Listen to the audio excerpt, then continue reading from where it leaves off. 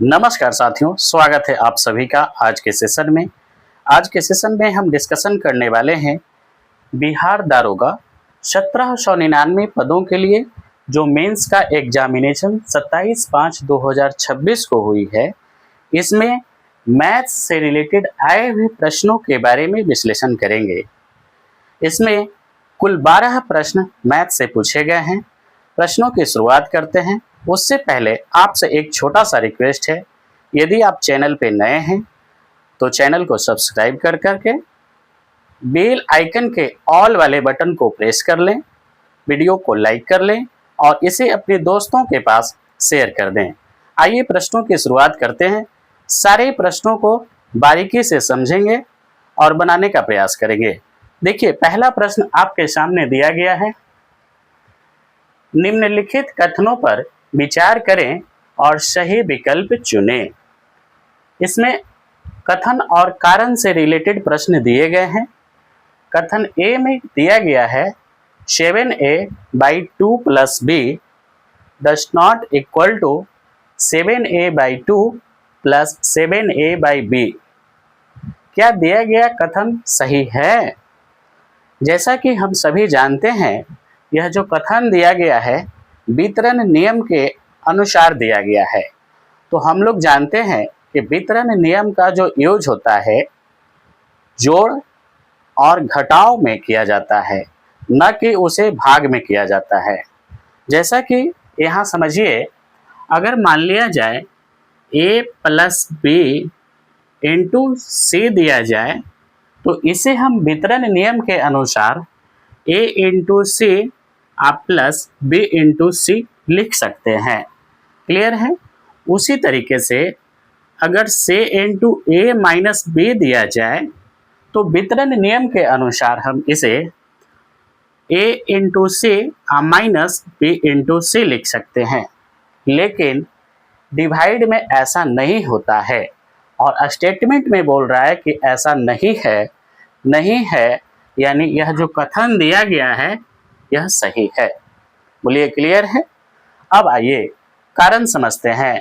कारण में क्या दिया गया है? वितरण नियम गुणन के योग पर लागू होता है। क्लियर है साहब? गुणन के योग पर लागू होता है, न कि भाग के योग पर।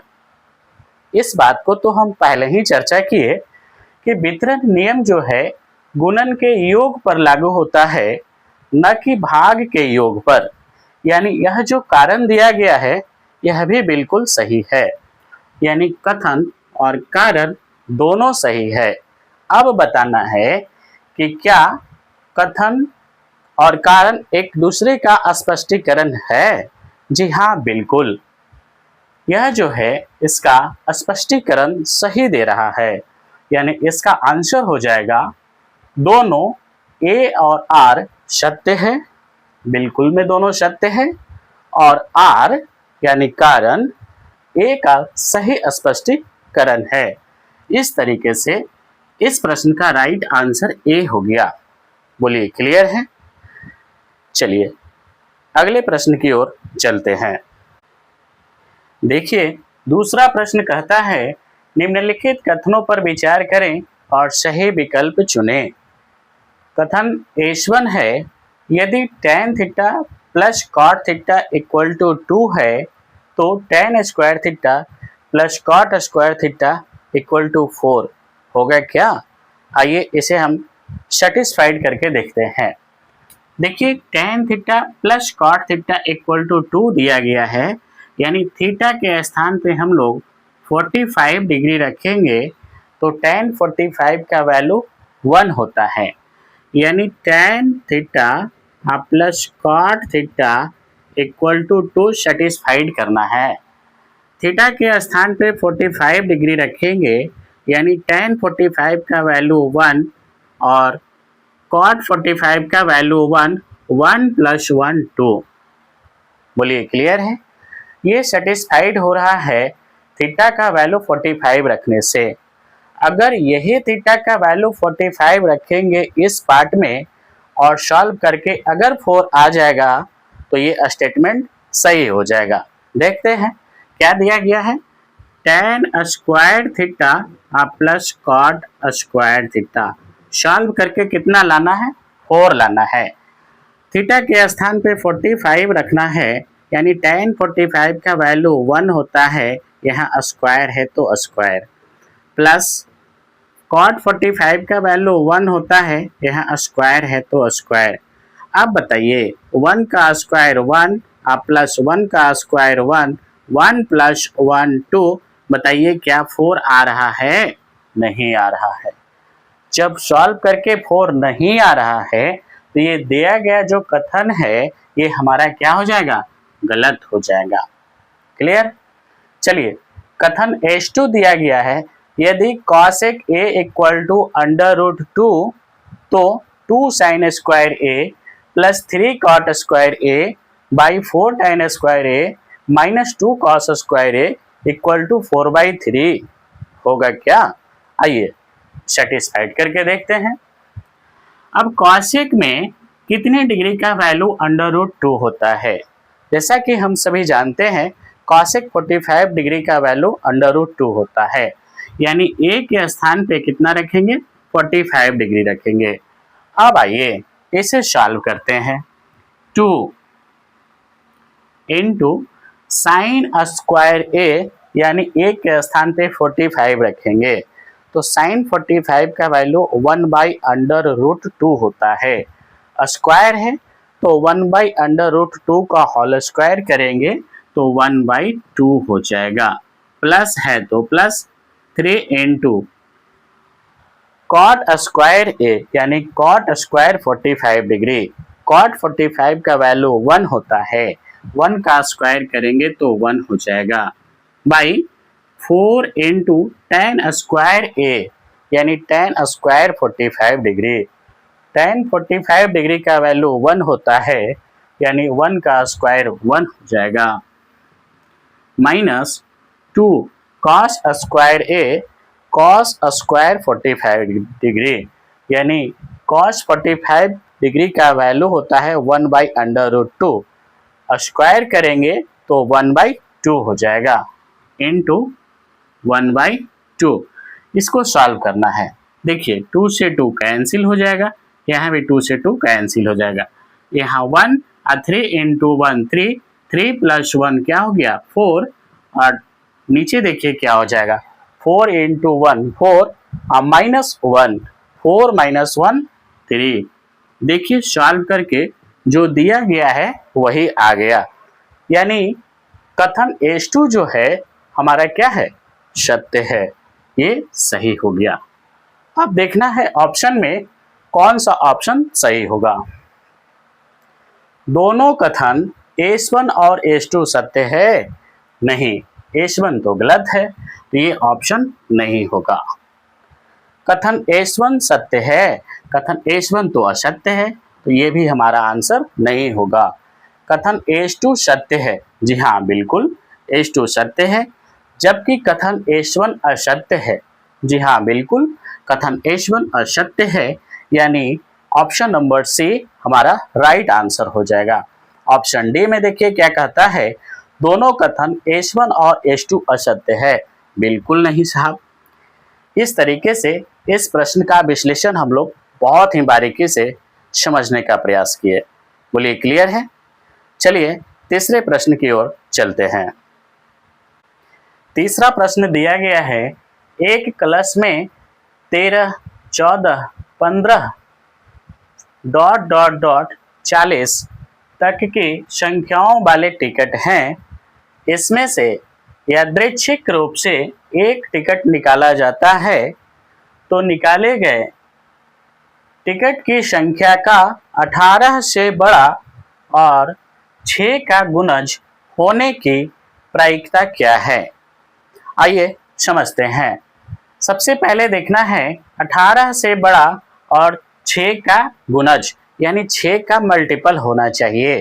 तो सबसे पहले हम यहाँ पे 6 का मल्टीपल लिखते हैं। देखिए 6 का मल्टीपल क्या हो जाएगा?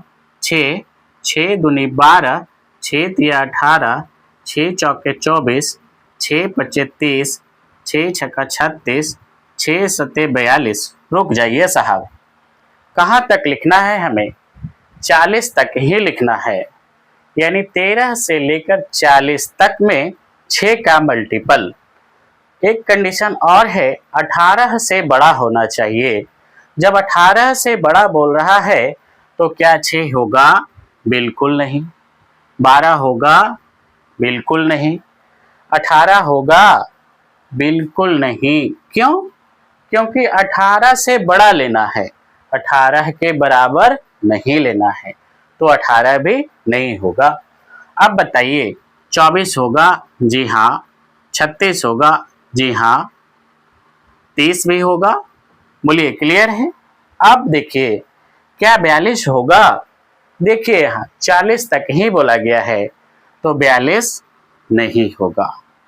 अब देखिए, नंबर ऑफ इवेंट कितना हो गया आपका? 1 2 3, यानी 3 हो गया नंबर ऑफ इवेंट। अब नंबर ऑफ सैंपल स्पेस कितना हो जाएगा?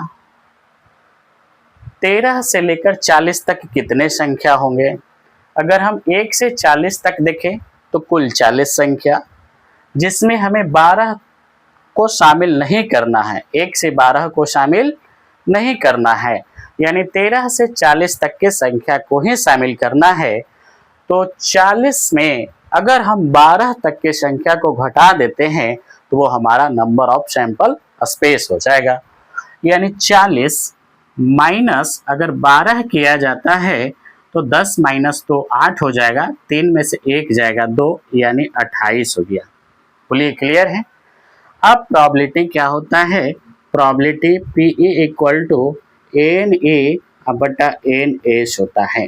बताइए, NA का मान 3 है, NS का मान 28 है।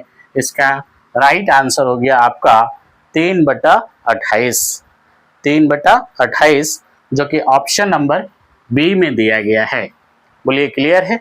मैं समझता हूँ काफी अच्छे से समझ पाए होंगे। चलिए नेक्स्ट प्रश्न की ओर चलते हैं। देखिएगा, यदि x इक्वल टू √2 + 1 बाई √2 - 1 तथा y इक्वल टू √2 - 1 बाई √2 + 1 है, तो x² + y² + x into y का मान क्या होगा? आइए सॉल्यूशन करते हैं। ध्यान से देखिएगा, यहाँ x इक्वल टू √2 + 1 बाई √2 - 1 है। यहाँ देखिएगा √2 - 1 बाई √2 + 1 है, यानी प्लस ऊपर माइनस नीचे, माइनस ऊपर प्लस नीचे, यानी यही वैल्यू सेम है, सिर्फ साइन अपोजिट लिखा गया है। ये दोनों एक दूसरे का अपोजिट है RHS में, तो LHS का वैल्यू भी एक दूसरे का अपोजिट होगा आपस में। तो हम x और y एक दूसरे का अपोजिट होगा, तो हम मान लेते हैं y इक्वल टू 1/x। बोलिए, क्लियर है? यहाँ से x इधर आएगा तो x into y equal to 1 हो गया। बोलिए, ठीक है? अब देखिए, x इक्वल टू दिया गया है √2 + 1 बाई √2 - 1। इसे हम रेशनलाइज कर लेते हैं। जब रेशनलाइज करते हैं तो डिनोमिनेटर के कंजुगेट से नोमिनेटर और डिनोमिनेटर में मल्टीप्लाई करते हैं। कंजुगेट कहने का मतलब, अगर माइनस होगा तो प्लस से, प्लस होगा तो माइनस से मल्टीप्लाई करेंगे। देखिए, माइनस है तो प्लस से, यानी √2 + 1 बाई √2 + 1 क्या हो जाएगा? √2 + 1 इंटू √2 + 1, यानी √2 + 1 का होल स्क्वायर बाई, नीचे देखिए a + b into a - b, यानी a² - b²। बोलिए, क्लियर है? अब देखिएगा ध्यान से, यहाँ पे a + b का होल स्क्वायर सॉल्व करेंगे, a² √2 का स्क्वायर 2 प्लस b², 1 का स्क्वायर 1, 2 + 1 कितना 3, plus 2ab, 2 under root 2 into 1 यानी 2 अंडर रूट 2 बाई क्या हो जाएगा A square minus B square. Under root 2 का स्क्वायर यानी 2 माइनस 1 का स्क्वायर 1। 2 माइनस 1 करेंगे तो 1 ही होगा। क्या 1 लिखना जरूरी है? बिल्कुल जरूरी नहीं है, तो इसे हम नहीं लिखते हैं। क्लियर है? अब देखिएगा यहाँ x equal to 3 plus 2 into under root 2 हो गया। क्लियर है? अब आइए देखिए, हमें जो वैल्यू निकालना है उसका मान यहाँ पे पुट करते हैं, यानी x square plus y square plus x into y का वैल्यू निकालना है। x को x के ही फॉर्म में रहने देते हैं, y के स्थान पे 1/x लिख सकते हैं। यहाँ स्क्वायर है तो 1 का स्क्वायर 1/x स्क्वायर हो जाएगा। अब प्लस x इंटू वाई के स्थान पे 1 लिख सकते हैं। बोलिए क्लियर है? अब देखिए यहाँ ये एक्स स्क्वायर, यहाँ तो आपका x का वैल्यू है, यहाँ क्या है x का वैल्यू है। इसको हम 1/x के फॉर्म में कैसे लिख सकते हैं, यानी x का value 3 plus 2 into under root 2 है, तो 1/x का वैल्यू कैसे लिखेंगे? देखिए जब दोनों का स्क्वायर का डिफरेंस अगर 1 हो तो इसका रेसिप्रोकल लिखने के लिए सिर्फ साइन चेंज कर देते हैं, यानी प्लस है तो माइनस और माइनस होगा तो प्लस, लेकिन यहाँ प्लस है तो क्या लिखेंगे माइनस, यानी 3 माइनस 2 अंडर रूट 2। बोलिए क्लियर है? देखिए कैसे लिखे, यानी 3 का स्क्वायर 9 माइनस 2 अंडर रूट 2 का होल स्क्वायर, 2 दूनी 4 अंडर रूट 2 का होल स्क्वायर 2, 4 दूनी 8, 9 माइनस 8 1 होगा, यानी दोनों के स्क्वायर का डिफरेंस 1 है तो सिर्फ बीच का साइन चेंज कर लेंगे रेसिप्रोकल लिखने में। बोलिए क्लियर है? अब यहाँ से देखिए हम निकालते हैं x प्लस 1/x, यानी दोनों को ऐड कर देते हैं, तो क्या हो जाएगा ये प्लस ये माइनस कैंसिल, 3 प्लस 3 क्या हो जाएगा 6 हो जाएगा। ऐसा यदि x plus 1/x equal to 6 है तो x square plus 1/x square का वैल्यू क्या होगा? X square plus 1/x square का वैल्यू क्या होगा? देखिएगा ध्यान से, इस टाइप का प्रश्न हमने कल ही अपने चैनल पे एक अपलोड किया है। अगर आप उसे नहीं देखे हैं तो उसे जाकर देख लें, काफ़ी हेल्प मिलेगा इस टाइप के प्रश्न को सॉल्व करने में। चलिए, यदि x plus 1/x equal to a है तो x square plus 1/x square का जो वैल्यू होता है a स्क्वायर माइनस 2 होता है। क्लियर है? a के स्थान पे 6 है तो 6 का स्क्वायर माइनस 2, यानी 36 माइनस 2 कितना हो जाएगा 34 हो जाएगा। बोलिए क्लियर है? तो इसके स्थान पे हम 34 लिख सकते हैं, अब प्लस 1 यानी क्या हो जाएगा 35 हो जाएगा इस प्रश्न का राइट आंसर, जो कि ऑप्शन नंबर डी में दिया गया है। बोलिए क्लियर है? बात समझ में आई? मैं समझता हूँ बहुत ही आसानी से समझ पाए होंगे। चलिए नेक्स्ट प्रश्न की ओर चलते हैं। नेक्स्ट प्रश्न दिया गया है, समानांतर श्रेणी 213, 205, 197 डॉट डॉट डॉट 37 में कुल पदों की संख्या कितनी है? आइए, एपी से प्रश्न दिया गया है अर्थमेटिक प्रोग्रेशन से। कुल पदों की संख्या निकालना है। हम सभी जानते हैं n इक्वल टू क्या होता है last minus first by D plus 1। यहाँ पे लास्ट देखा जाए तो 37 है, माइनस फर्स्ट देखा जाए तो 213 है बाई डी। डी का वैल्यू कैसे निकालते हैं? डी बोले तो कॉमन डिफरेंस, यानी second term minus first term निकालते हैं। सेकेंड टर्म आपका है 205 माइनस फर्स्ट टर्म है 213, यानी 213 माइनस 205 8 हो जाएगा, यानी माइनस 8 हो जाएगा। Minus 8 plus 1। बोलिए इसमें से माइनस करेंगे तो कितना आएगा? यानी 13 माइनस 7 यानी 6 10 बचेगा, 10 में से 3 जाएगा तो 7 और 1 माइनस 176 बटा माइनस 8 प्लस 1 माइनस से माइनस आपका कैंसिल हो गया। 8 से ये कटेगा 22 बार में, 22 प्लस 1 यानी 23। यानी इस श्रेणी में कुल पदों की संख्या कितनी है तो 23, जो कि ऑप्शन नंबर आपका सी में दिया गया है। और यही ऑप्शन सी 23 इस प्रश्न का राइट आंसर हो जाएगा। बोलिए क्लियर है। चलिए नेक्स्ट प्रश्न की ओर चलते हैं। नेक्स्ट प्रश्न दिया गया है, अनुज ने 8,000 रुपया 2 वर्ष के लिए 10% प्रति वर्ष की दर से उधार लिए तो मिश्रधन होगा। पहला में बताना है यदि चक्रवृद्धि ब्याज की गणना वार्षिक हो, और दूसरा में बताना है यदि चक्रवृद्धि ब्याज की गणना अर्धवार्षिक हो। आइए इस स्टेटमेंट के माध्यम से दो प्रश्न को सॉल्व करना है। पहला में चक्रवृद्धि ब्याज की गणना वार्षिक हो, उससे हमें मिश्रधन निकालना है। यानी पहला प्रश्न को सॉल्व करते हैं। देखिएगा ध्यान से,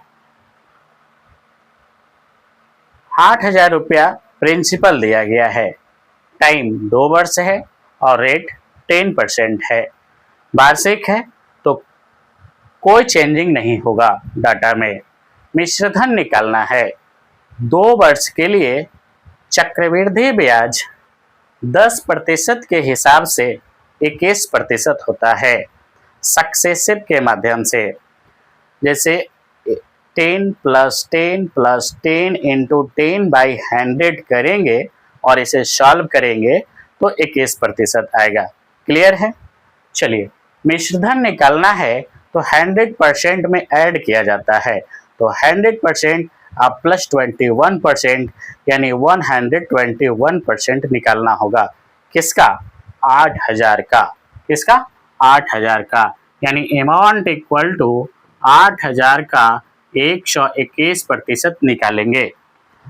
प्रतिशत से हमारा डबल जीरो कैंसिल हो गया, इसी को सॉल्व करना है। देखिए 8 से मल्टीप्लाई करिए, 8 और 12 8 96 और 1 जीरो बच रहा है, यानी 9,680 रुपया पहला का आंसर हो गया। अब देखिए 9,680 किस किस ऑप्शन में है? इसमें है, इसमें है, इसमें है नहीं है तो ये ऑप्शन नहीं होगा। इसमें भी नहीं है तो ये भी ऑप्शन नहीं होगा। अब इस दोनों ऑप्शन में या तो ए होगा या बी होगा। उसके लिए क्या करना है? क्वेश्चन नंबर 2 को सॉल्व करना है। देखिए दूसरा क्या कहता है, यदि चक्रवृद्धि ब्याज की गणना अर्धवार्षिक हो, अर्धवार्षिक हो तो हम जानते हैं रेट आधा हो जाता है और टाइम 2 गुना हो जाता है। क्लियर है। तो आइए इस प्रश्न को हम बेसिक से बना लेते हैं। यानी अमाउंट इक्वल टू क्या होता है, P × 1 + R/100 का पावर n। क्लियर है। P प्रिंसिपल यानी कितना हो जाएगा 8,000 × 1 + R यानी रेट 10% है, लेकिन बोला है अर्धवार्षिक तो आधा हो जाएगा, यानी 10 का आधा 5 बटा 100 के पावर n के स्थान पे टाइम, यानी अर्धवार्षिक है तो टाइम 2 गुना हो जाता है, 2 वर्ष का 2 दूनी 4 हो जाएगा। बोलिए क्लियर है। ये 5 से कटेगा 20 बार में, इसे सॉल्व करेंगे यानी 8,000 × 20 और 1 21 बटा 20। कितना टाइम्स लिखेंगे? 4 टाइम्स लिखेंगे। 21 बटा 20 इंटू 21 बटा 20 इंटू 21 बटा 20। बोलिए क्लियर है। इसी को सॉल्व करना है। 3 जीरो से 3 जीरो कैंसिल हो गया, 2 दूनी 4 दूनी 8 से 8 कैंसिल हो गया, यानी 21 में 21 से मल्टीप्लाई करेंगे तो 441 गुना 21 में 21 से मल्टीप्लाई करेंगे तो 441 डिवाइडेड बाई कितना हो जाएगा 20। इसी को सॉल्व करना है। इसको सॉल्व करके जितना आएगा वही आपका राइट आंसर हो जाएगा। जब इसे सॉल्व करेंगे तो आएगा हमारा 9724.05 रुपीज। देखिए ये किस ऑप्शन में है, तो यहाँ दिखाई दे रहा है, यानी इस प्रश्न का राइट आंसर हो गया आपका ऑप्शन नंबर बी। बोलिए क्लियर है? देख लीजिए एक बार ध्यान से। मैं समझता हूँ बहुत ही आसानी से समझ पाए होंगे। चलिए नेक्स्ट प्रश्न की ओर चलते हैं। चलिए देखिए, सर्कस का एक मोटरसाइकिल सवार जिस खोखले गोले के अंदर अपने करतब दिखाता है उसका बाहरी व्यास 15 मीटर है। मोटरसाइकिल सवार के पास अपना करतब दिखाने के लिए उपलब्ध क्षेत्रफल डैश मीटर स्क्वायर होगा यदि गोले की मोटाई 0.5 मीटर हो। आइए देखिए क्या कहता है कि एक खोखला गोला है। क्या है? एक खोखला गोला है इस टाइप का, ठीक है। कहता है एक साइकिल सवार अपना एक करतब दिखाता है, यानी जादू दिखाता है साइकिल मोटरसाइकिल चलाने के लिए उस गोले के अंदर। जब मोटरसाइकिल चलाएगा इस गोले के अंदर, तो ये गोला है, इसी में ना चलाएगा, ये अंदर अंदर चलाएगा, इसमें थोड़ी ना चलाएगा। ये जो है ठोस है, ये क्या है? ठोस है, सॉलिड है, जिसका मोटाई दिया गया है 0.5 मीटर। क्लियर है? इस गोले का बाहरी व्यास बताया गया है कितना है? 15 मीटर है। बाहरी व्यास 15 मीटर है, यानी यहाँ सेंटर है, और सेंटर से अगर ये बाहर वाले गोले की ओर देखा जाए तो ये रेडियस हो जाएगा, बाहरी रेडियस हो जाएगा, और यहाँ से यहाँ तक मिला दिया जाए तो ये व्यास हो जाएगा, और यही व्यास दिया गया है 15 मीटर। लेकिन हमें रेडियस से काम करना है, व्यास से कुछ नहीं होता है। देखिए सेंटर ओ मान लेते हैं, यहाँ से लेकर यहाँ तक कैपिटल आर, तो कैपिटल आर क्या हो जाएगा? डायमीटर बाई 2, यानी 15/2, तो 7.5 मीटर हो जाएगा। क्लियर है? अब देखना है यहाँ से लेकर यहाँ तक, ये हमारा स्मॉल आर, यानी अंदर वाले गोले का रेडियस हो जाएगा। तो अंदर वाले गोले का रेडियस कैसे निकालेंगे? स्मॉल आर का वैल्यू, अगर कैपिटल आर में से इस गोले की मोटाई को कैपिटल आर में से इस गोले की मोटाई को माइनस कर दिया जाए तो अंदर वाले गोले का स्मॉल आर रेडियस निकल जाएगा। क्लियर है? देखिए 7.5 माइनस 0.5 कितना हो जाएगा? 7 मीटर। क्लियर है? अब बताना है क्षेत्रफल कितना होगा, यानी अंदर वाले गोले का क्षेत्रफल कितना होगा। तो जैसा कि हम जानते हैं गोले का क्षेत्रफल का फॉर्मूला क्या होता है? 4πr² होता है। क्लियर है? 4 इंटू पाई का वैल्यू 22/7 अगुने आर, स्मॉल आर का वैल्यू 7 इंटू 7, एक 7 से एक 7 हमारा कैंसिल हो गया। अब इसी को सॉल्व करना है। 22 चौके 88 अगुने 7, यानी 8 सते 56 की 6, बाकी 5 बचा। 8 सते 56, 56 और 5 देखेंगे तो हमारा 61 हो जाएगा, यानी 616 मीटर स्क्वायर एरिया में यह जो है सर्कस का जो मोटरसाइकिल सवार है यह करतब दिखाएगा। कितने एरिया में दिखाएगा? 616 मीटर स्क्वायर एरिया में ये अपना करतब दिखाएगा। बोलिए क्लियर है? जो ऑप्शन नंबर सी में दिया गया है और यही इस प्रश्न का राइट आंसर होगा।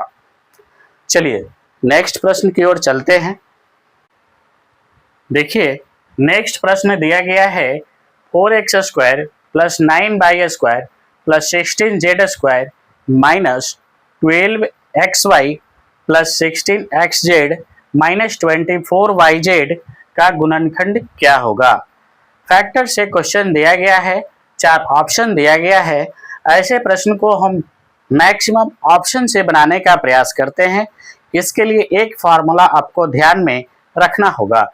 देखिए यहाँ पे a + b + से के होल स्क्वायर का फॉर्मूला आपको ध्यान में रखना होगा।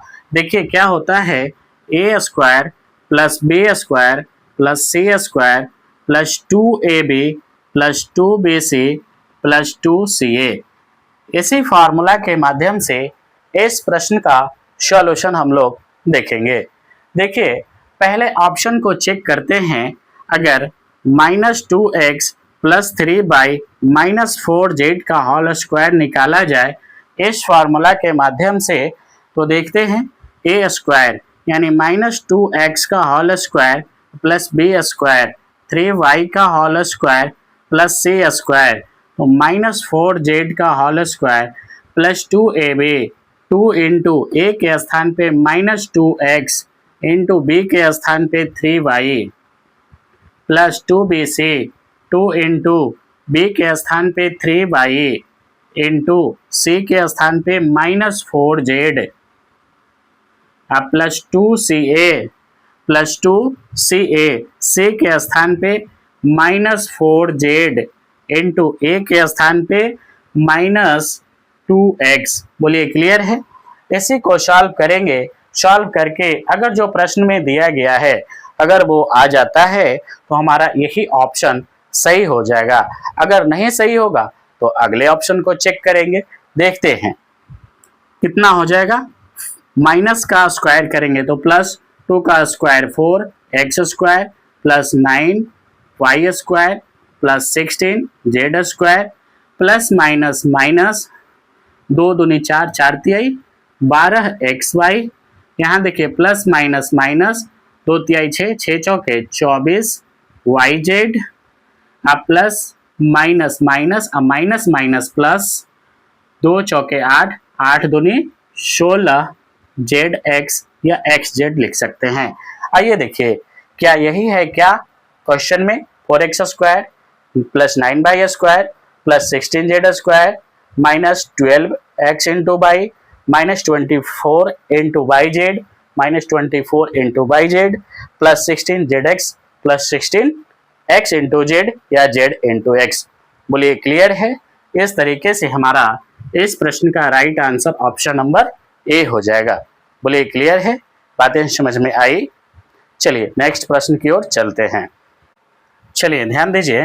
देखिए नेक्स्ट प्रश्न दिया गया है, अभिकथन ए के बाद तर्क आर कथन दिया गया है, सही विकल्प चुने।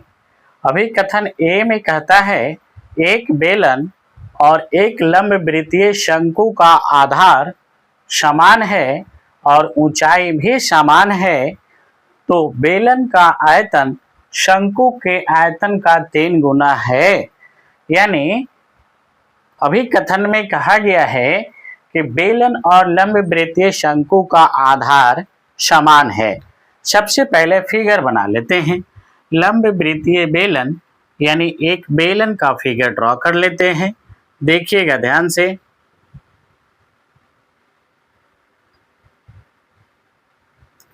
एक बेलन बना लिए और क्या बोला है, एक शंकु यानी एक शंकु यानी एक कोण बना लिए। क्लियर है। देखिए यहाँ का आधार समान है। आधार समान कहने का मतलब दोनों का त्रिज्या समान है। क्या है, दोनों का त्रिज्या समान है और ऊंचाई भी समान है, यानी दोनों का हाइट भी समान है। अगर ऐसा है तो बताना है कि क्या बेलन का जो आयतन है शंकु के आयतन का 3 गुना है क्या। आइए बनाकर देखते हैं। बेलन के आयतन का फॉर्मूला होता है पाई आर स्क्वायर एच। आर के स्थान पे आर ही है तो आर ही रहने देंगे, एच के स्थान पे एच है तो एच ही रहने देंगे। और शंकु के आयतन का फॉर्मूला होता है 1/3 पाई आर स्क्वायर एच। यहाँ भी आर के स्थान पे आर है और एच के स्थान पे एच है। बोलिए क्लियर है। यहाँ देखिए पाई आर स्क्वायर एच से पाई आर स्क्वायर एच कैंसिल हो गया, यानी 3 डिवाइड में है इधर आ जाएगा, यानी 3:2 क्या हो गया 1।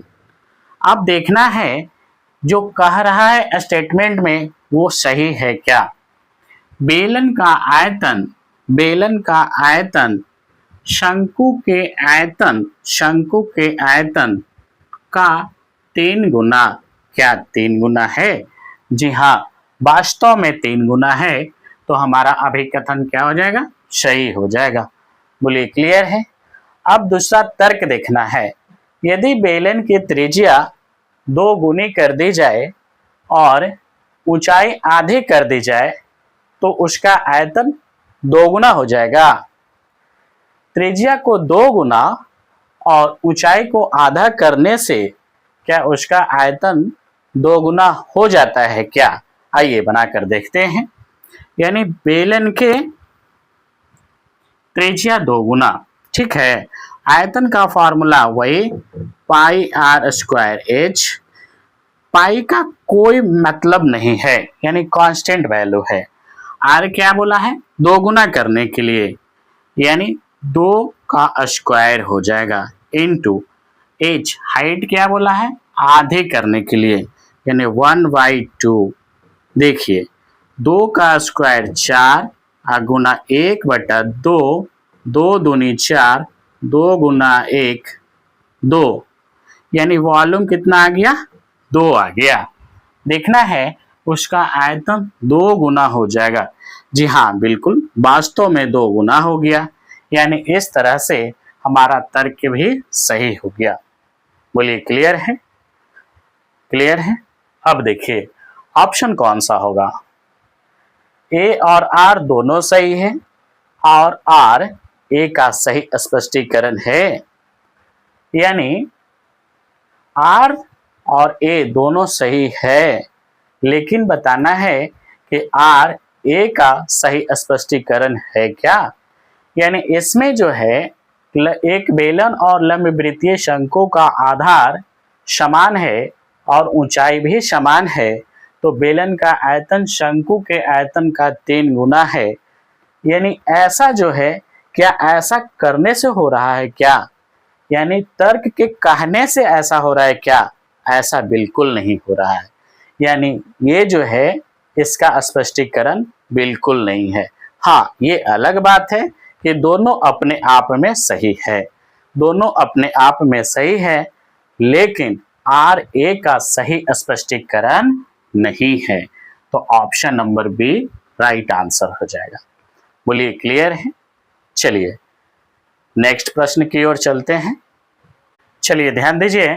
देखिए नेक्स्ट प्रश्न दिया गया है, प्रत्येक ने एक वस्तु 8400 रुपया में खरीदी और उसे 6384 रुपया में बेच दिया। उसे होने वाले नुकसान का प्रतिशत क्या हुआ? बताना है। देखिए प्रॉफिट एंड लॉस से प्रश्न दिया गया है। यानी एक वस्तु को 8400 रुपया में खरीदा जाता है, यानी कॉस्ट प्राइस हो गया 8400 रुपया। क्लियर है? और उसे 6384 रुपया में बेच दिया जाता है, यानी सेलिंग प्राइस हो गया 6384 रुपया। अब देखिए खरीदता है 8400 में और बेचता है 6384 में, यानी जितना मैं खरीदा उससे कम में बेचा, यानी कम में बेचा तो हानि होगा। क्या होगा? हानि होगा, यानी लॉस होगा। अब बताना है लॉस कितने का हुआ। यानी कॉस्ट प्राइस हम माइनस सेलिंग प्राइस करेंगे तो ये हमारा लॉस आ जाएगा। 8400 में 6384 माइनस करेंगे, ये हमारा 2016 रुपया आ जाएगा। अब बताना है लॉस प्रतिशत कितना होगा, यानी लॉस परसेंटेज क्या होगा। तो जितना का लॉस हुआ उसको हम न्यूमरेटर में रखते हैं और लॉस प्रतिशत या प्रॉफिट प्रतिशत की गणना जो होती है क्रैमुल पे की जाती है। यानी क्रैमुल कितना है? तो 8400 रुपया इंटू परसेंटेज मिलाना है तो 100 से मल्टीप्लाई कर देंगे। बोलिए क्लियर है? अब 00 से ये हमारा 00 कैंसिल हो गया। 84 से जब इसको काटेंगे तो 24 टाइम्स में ये कट जाएगा। यानी कितने परसेंट का लॉस हुआ? 24% का लॉस हो गया। और यही इस प्रश्न का राइट आंसर होगा। जो कि ऑप्शन नंबर ए में दिया गया है। बोलिए क्लियर है? मैं समझता हूँ बहुत ही अच्छे तरीके से समझ पाए होंगे। चलिए नेक्स्ट प्रश्न की ओर चलते हैं। चलिए देखिए, 12 सेंटीमीटर ऊंचाई तथा 13 सेंटीमीटर तिर्यक ऊंचाई का एक शंकु इसके त्रिज्या के समान त्रिज्या वाले एक अर्धगोले पर अध्यारोपित है, तो इस ठोस का आयतन सेंटीमीटर क्यूब में क्या होगा? क्वेश्चन को समझिए। दिया गया है एक शंकु इसकी समान त्रिज्या वाले एक अर्धगोले पर अध्यारोपित है। शंकु जो है अर्धगोला पे अध्यारोपित है। आइए सबसे पहले फिगर ड्रॉ करते हैं। यानी ये देखा जाए, ये एक अर्धगोला बना लेते हैं हम, ठीक है। ये अर्धगोला है, इस पे एक शंकु अध्यारोपित है ना। आइए देखिए, दोनों का त्रिज्या जो है आपस में समान है, यानी ये रेडियस हो गया, ठीक है। ये शंकु का हाइट हो गया और ये लेटरल हाइट हो गया, तिर्यक ऊंचाई जिसे बोलते हैं।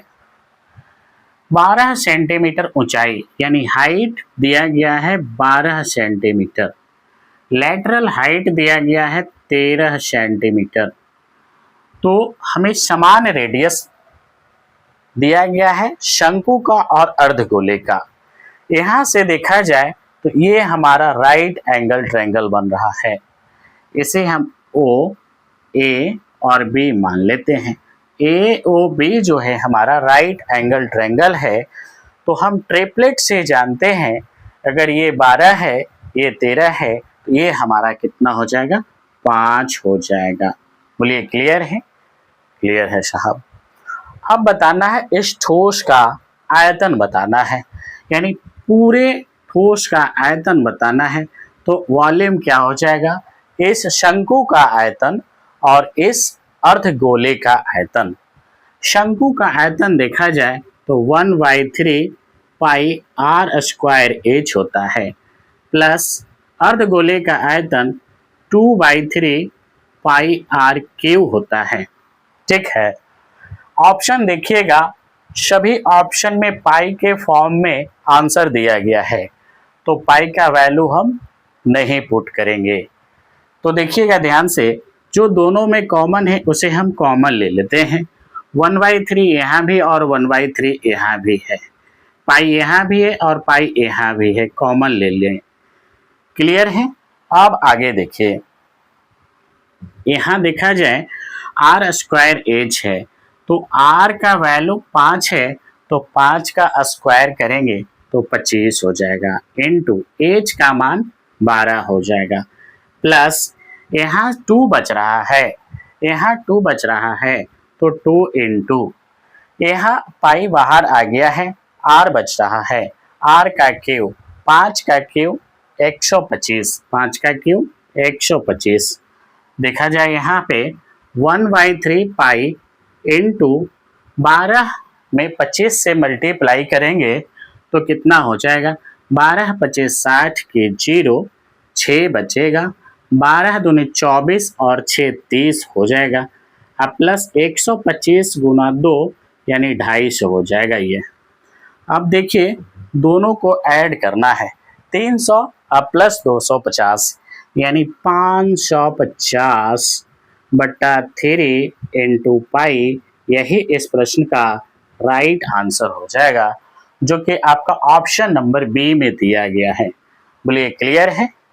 बहुत ही अच्छे से समझ पाए होंगे। चलिए नेक्स्ट प्रश्न की ओर चलते हैं। चलिए ध्यान दीजिए, नेक्स्ट प्रश्न दिया गया है, यादृच्छिक रूप से 2 पासों को एक साथ फेंकने पर दोनों पासों की संख्याओं का योग 9 आने की प्रायिकता क्या है? प्रोबेबिलिटी से प्रश्न दिया गया है, हालांकि इससे पहले भी प्रोबेबिलिटी से एक प्रश्न दिया गया है, यानी प्रोबेबिलिटी से कुल मिलाकर 2 प्रश्न पूछे गए हैं। तो आइए इस प्रश्न का सॉल्यूशन देखते हैं।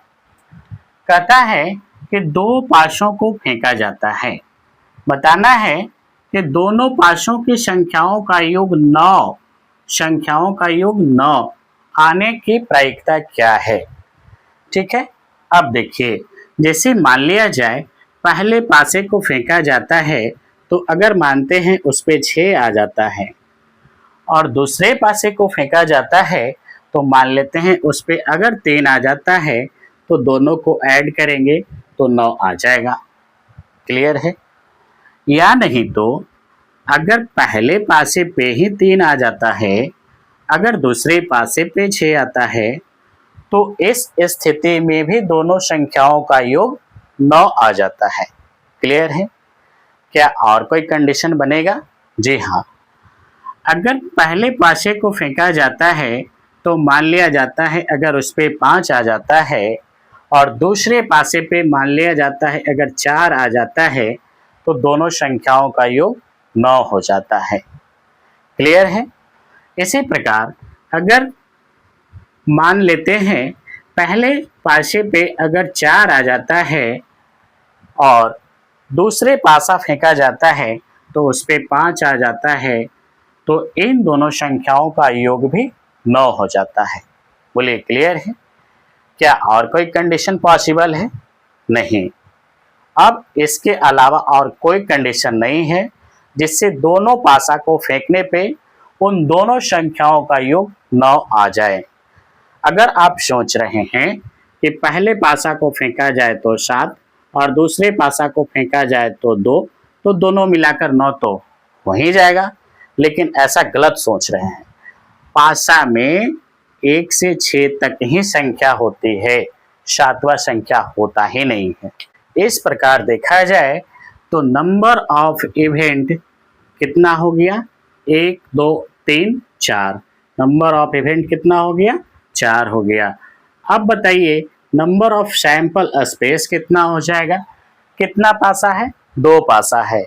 एक पासा को जब फेंका जाता है तो नंबर ऑफ सैंपल स्पेस 6 होता है, यानी 2 पासा को फेंका जाएगा तो 6 के पावर 2 यानी 36 हो जाएगा। बताइए क्लियर है? अब देखा जाए प्रोबेबिलिटी क्या हो जाएगा? प्रोबेबिलिटी क्या हो जाएगा? N A by N S. N A का वैल्यू 4 है और एन एस का वैल्यू 36। 4 × 36 यानी 1/9 इस प्रश्न का राइट आंसर हो गया, जो कि ऑप्शन नंबर सी में दिया गया है, और यही ऑप्शन इस प्रश्न का राइट आंसर हो जाएगा। बोलिए क्लियर है? तो ये रहा हमारा बिहार दारोगा 1799 पदों के लिए जो मेंस का एग्जामिनेशन 27/5/2026 को ली गई थी, जिसमें मैथ्स से रिलेटेड सारे प्रश्नों का सबसे सटीक और शानदार विश्लेषण। तो आज के लिए फिलहाल इतना ही, मिलते हैं नेक्स्ट सेशन में। और हाँ, जाने से पहले आपसे फिर से मैं एक छोटा सा रिक्वेस्ट करता हूँ कि प्लीज़ वीडियो को लाइक, शेयर एंड सब्सक्राइब करना ना भूलें। बहुत बहुत धन्यवाद।